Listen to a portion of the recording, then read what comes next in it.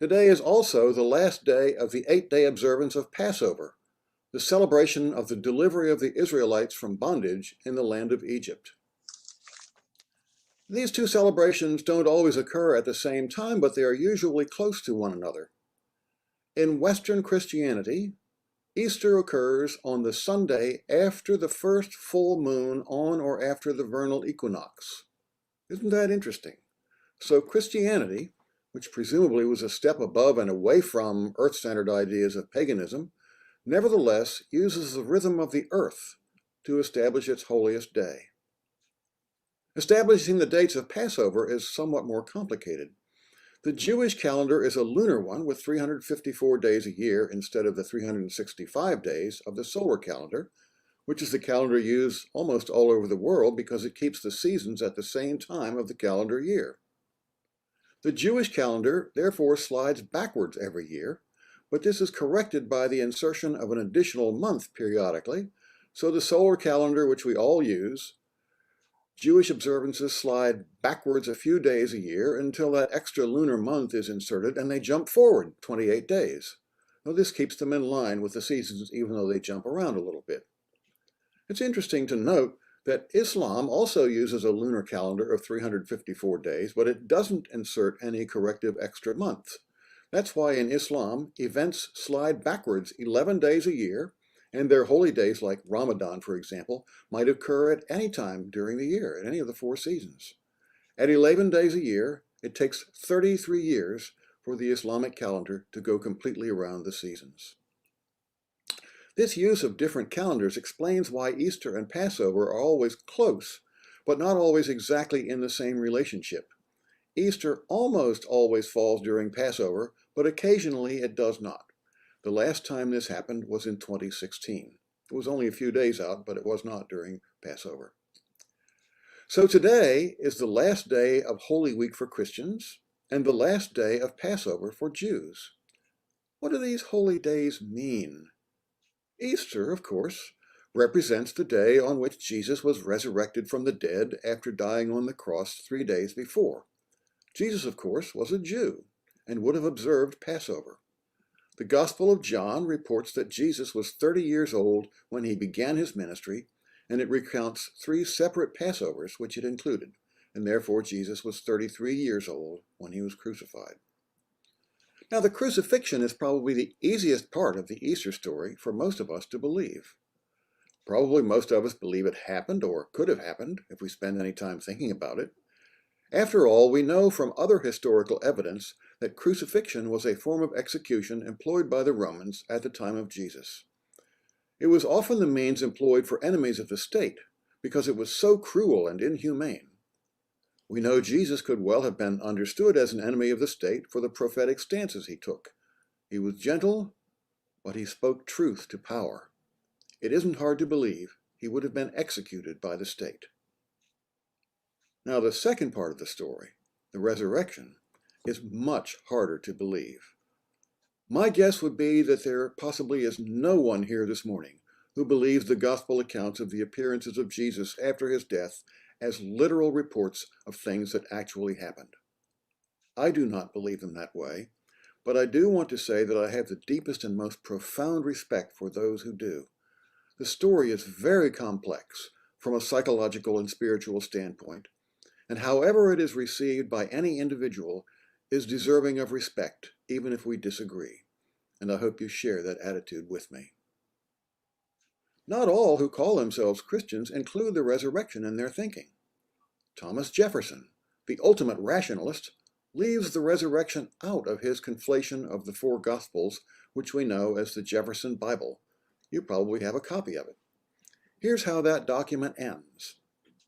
Jefferson writes, "Now in that place where he was crucified there was a garden, and in the garden a new sepulchre, wherein was never man yet laid. There laid they Jesus, and rolled a great stone against the door of the sepulchre, and departed." That's it. There's nothing about the resurrection. That's Thomas Jefferson. Our Unitarian sisters and brothers in Transylvania do much the same thing. They simply ignore the resurrection. Here's question 82 from the Catechism, which expresses their faith and from which they teach their children. Question: what happened after Jesus' death? Answer: after Jesus' death, his loyal disciples and followers took his body down from the cross and buried it in the tomb of Joseph of Arimathea. His disciples and followers loyally kept the memory of their master and teacher and proclaimed his teachings. And again, that's the end of the story for them. So Easter involves a miracle which it is difficult for us to accept. So does Passover. You remember the story. The Pharaoh of Egypt agrees to release the Israelites from bondage and let them return home after God has sent 10 plagues upon the Egyptians. Things like blood, locust, boils, fire, and so on. Finally, the 10th plague, the Passover of the angel of death, killing the firstborn in every Egyptian household, but sparing the Israelite households who marked their doorposts with blood. This, of course, is where the name Passover comes from. But after the Israelites had left, Pharaoh changed his mind and decided he wanted them back. So he sent his army to recapture them. Here's the account of what happened, reading it from the book of Exodus. When the king of Egypt was told that the people had fled, the minds of Pharaoh and his officials were changed toward the people, and they said, "What have we done, letting Israel leave our service?" So he had his chariot made ready and took his army with him. He took 600 picked chariots and all the other chariots of Egypt with officers over all of them. Then Moses stretched out his hand over the sea. The Lord drove the sea back by a strong east wind all night and turned the sea into dry land, and the waters were divided.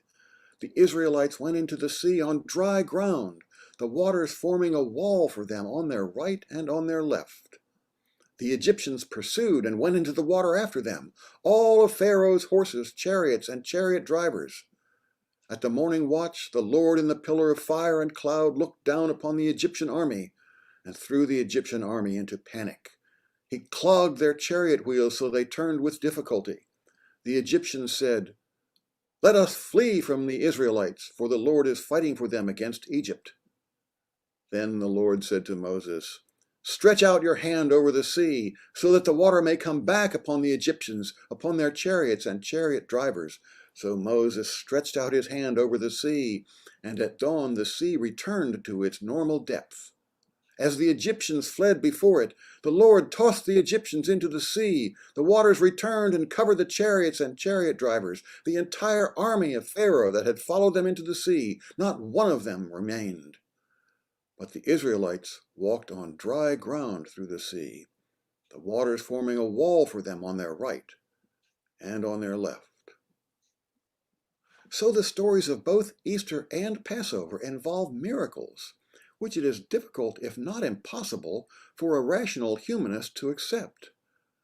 Does this mean we simply must dismiss these stories as useless relics of the past?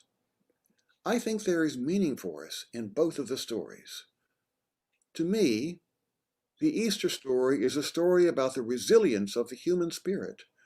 It teaches us that we can come back to a fulfilling life even after we have been betrayed and abandoned and denied by those we love and trust. It teaches us that we can survive the most awful circumstances, perhaps even that those circumstances have something to teach us. In his little book, Letters to a Young Poet, the German poet Rainer Maria Rilke says this: "How should we be able to forget those ancient myths that are at the beginning of all peoples, the myths about dragons that at the last moment turn into princesses? Perhaps all the dragons of our lives are princesses who are only waiting to see us once beautiful and brave. Perhaps everything terrible is in its deepest being something helpless that wants help from us. So you must not be frightened if a sadness rises up before you, larger than any you have ever seen. If a restiveness, like light and cloud shadow, passes over your hands and over all you do, you must think that something is happening with you, that life has not forgotten you, that it holds you in its hand. It will not let you fall. Why do you want to shut out of your life any uneasiness, any miseries, or any depressions? For after all, you do not know what work these conditions are doing inside you." The Easter story is not a simple one. It is not an unchanging one either, as our own experience and the work of scholars and critics continues to make it evolve with new meaning. However tenuous its relationship with our own faith, it is well that we pause at times to deal with the Easter story. It is a story of hope against all odds. So is the story of Passover. With all its details and subplots, the peak of the Passover story occurs in the passage I read when the Israelites are at the edge of the sea, being pursued by the armies of Pharaoh, when there is no place to turn and the end seems inevitable. Does this not also speak to our human condition?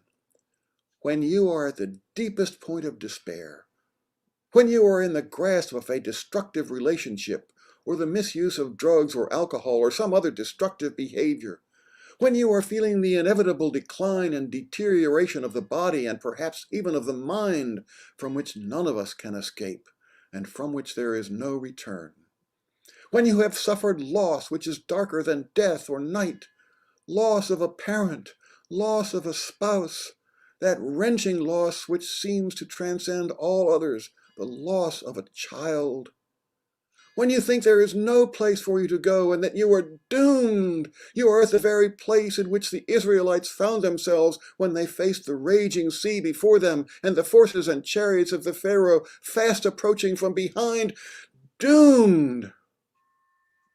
But just in that darkest hour, and not before, just when it seems there is no possibility of a future, it is then that life itself steps in and opens the door for us. Modern psychology teaches us that often people who are beset by depression or involved in self-destructive behavior or abusive relationships must descend to the very bottom of the pit before they can turn around and begin to climb out. That is what happened to the Israelites in this larger-than-life story in which Moses lifted up his arms and the waters parted to let them pass. Impossible? Of course. But it is no more impossible than the future seems to us when we are in the pit of depression, despair, and grief. And yet, as the story tells us, somehow, life provides. This, then, is the value of the stories of Easter and Passover which we observe today. The stories involve miracles which we cannot literally accept, but nevertheless contain meaning which can be valuable to us all. Let us be grateful for the stories of Easter and Passover.